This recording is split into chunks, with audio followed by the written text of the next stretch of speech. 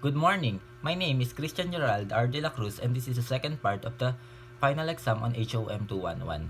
And the title of my topic is planning. The main points of my topics are: planning is deciding in advance what to do and how to do.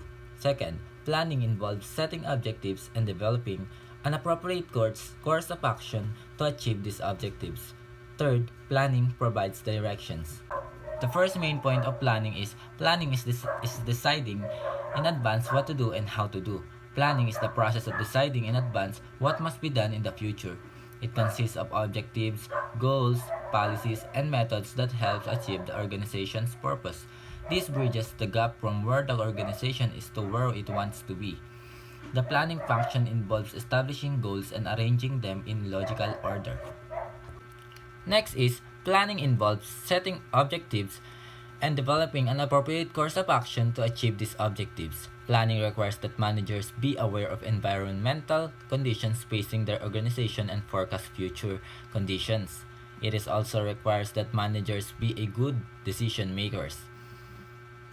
Strategic planning involves analyzing competitive opportunities and threats as well as the strengths and weaknesses of the organization, and then determining how to position the organization to compete effectively in their environment. Lastly is planning provides directions. Planning assures that the objectives are certainly asserted so that they serve as a model for determining what actions should be taken and in which directions. If objects are well established, employees are informed of what the company has to do and what they need to accomplish those purposes. Here are some reasons why planning is important in management. Firstly, it helps to set the right goals. Second, it improves decision making. Third, it sets objectives and standards for controlling. First is, it helps to set the right goals. Planning is the course of action towards the realization of the goal. In particular, planning helps to critically assess the goal to see if it's realistic. It facilitates decision making and allows setting a time frame by predicting when the company can achieve its goal. Next is, it improves decision making.